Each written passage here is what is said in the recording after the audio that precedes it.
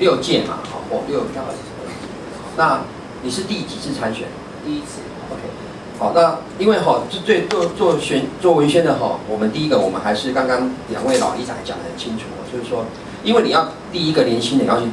挑战那个当了20几年的，然后又做了6届，那他到底哪里不好要被换掉？这个要跟居民说得清清楚楚，因为社区很重感情。好，那为什么非你不可，而不是他？如果他现在做得不错，你看嘛，你们刚刚介绍那个社区已经那么漂亮了，那你用什么来打动？说你可以比他还要更好？我想这个部分一定要分析得很清楚所以你的难度像我不知道但如果说就你要挑战一个这么老的那前面的那种分析一定要非常精准，包括社区的结构那个是外流人口多还是那个在地人多然后再来就是说呢，现在的里长的问题在什么地方那刚刚里长也是一个很好的方法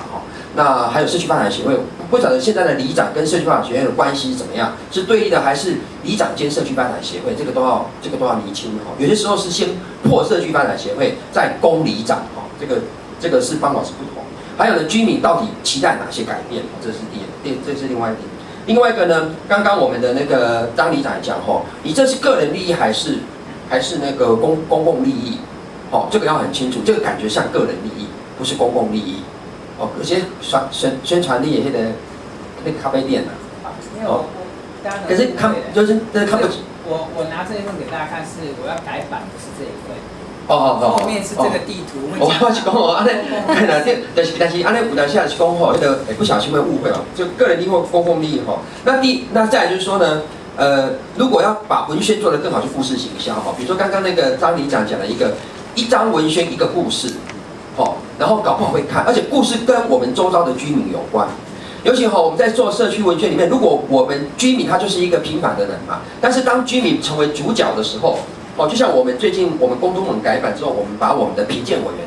全部都放在首页，因为我们是公民支持我们成立公民监督国会联盟所以当每个居民变成主角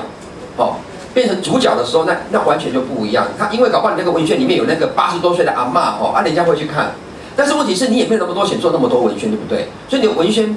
我看2、3波就够，有办法让文宣引导到你的部落格或者你的 Facebook， 然后在里面那边讲故事，讲你今天见了谁，跟他握手，他听的话你很感动，那当然没有错，族群很有限。可是各位不要小看，我妈妈已经60多岁了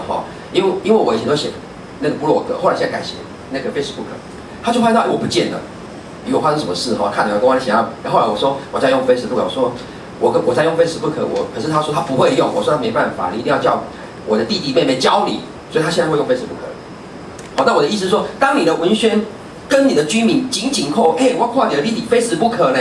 然后呢，那他就会有一种社区的期待，就故事行销的方式。那我相信你这样那个在最后最后现在几天？最后27天，24天嘛。一天写2个故事就好，你就有48个故事可以写了。48个故事里面，48张图片里面，每个图片融入社区3个居民，你就有